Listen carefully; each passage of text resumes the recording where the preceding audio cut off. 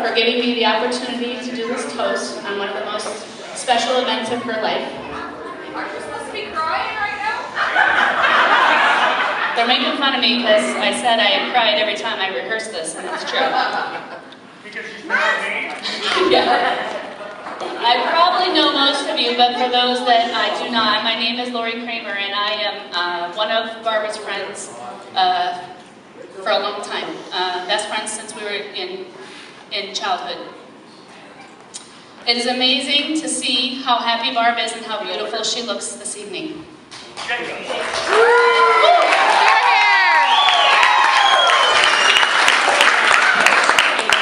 Barbara has been my best friend since the first day we met at Taft Junior High School almost 30 years ago. As I look back on those 30 years, it's been quite an amazing journey for Barbara. As a kid, we called her Barb, so I'm going to reference her in many different forms in this little speech I'm giving. And as Barb, she was funny, bullheaded, strong-willed, and I would have to say the most dominant personality in our circle of friends at that time.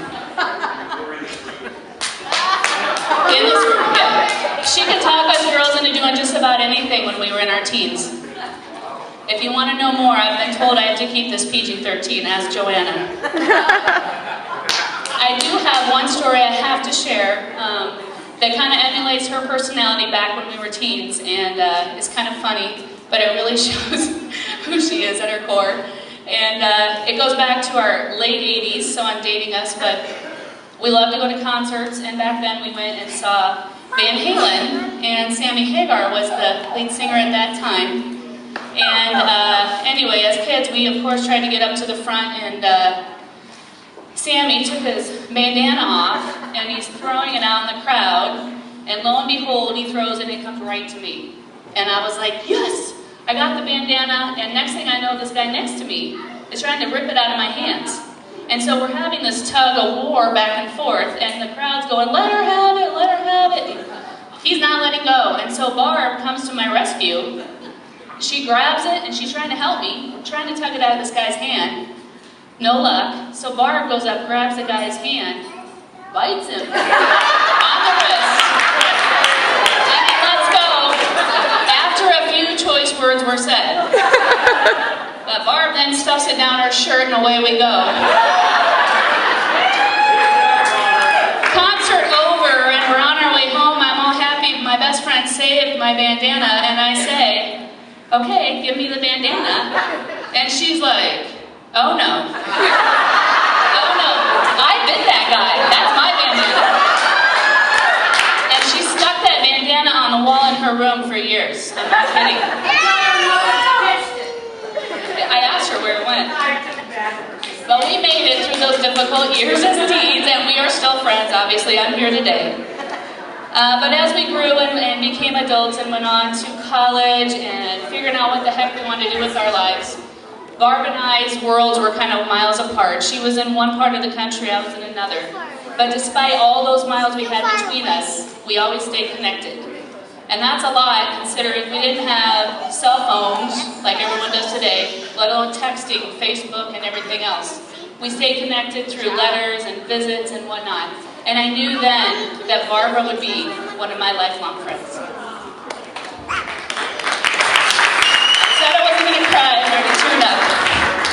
She's always been that phone call away when I needed a friend, or I just needed someone to listen and hear me out. And when I think back to those critical moments when I needed someone, Barbara was always that person. I am very grateful for Barbara for being a part of my life. She's been my lifesaver, my counselor, my rock, my drinking buddy, okay, but always my best friend through good and bad. So as Barbara found success in her professional life, working very hard, I know we all were and we still are very proud of her. During those years when she was working so hard, her career meant everything to her, and I remember thinking, God, I wonder if Barb's ever going to want to settle down and get married, you know? She worked so hard, and I hoped so, but I wasn't sure. It wasn't until life eventually brought her a little closer to home that I saw that her start to enjoy life a little bit differently, and I knew then she was ready to start that next chapter in her life. It was at that time that I know she was ready and eventually would find love. However, I do find it amazing with all of her travels from the West Coast, out to the East Coast, and back home, that it wasn't until she came here to Cedar Rapids, Iowa, that she found her true love.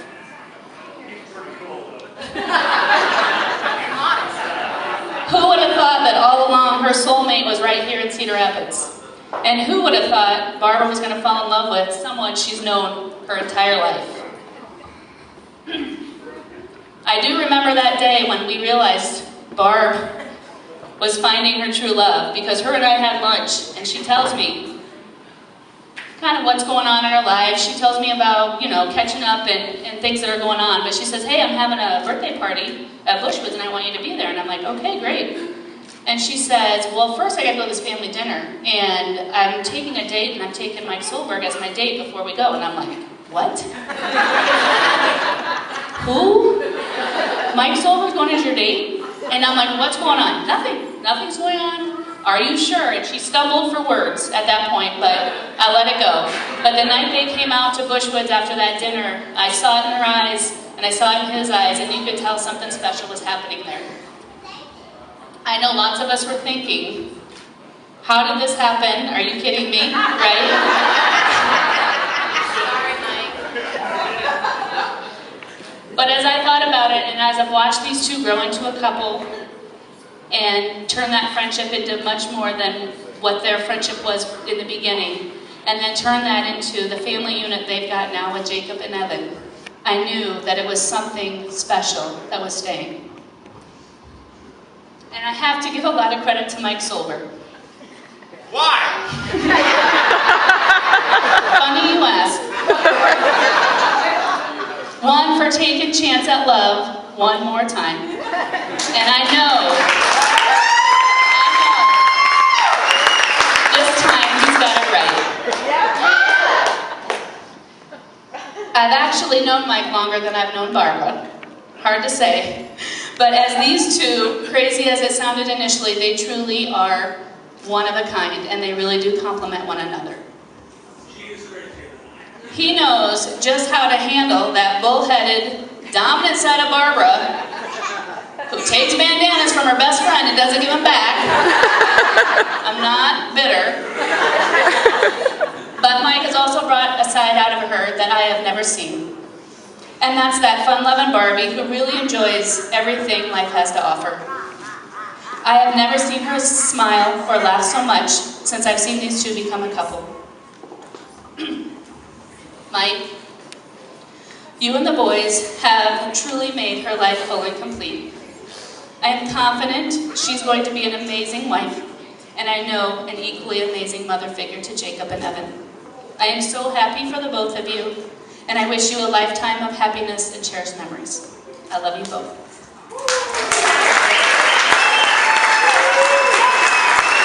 And with that, I'd like you to all raise your glasses as we give a toast.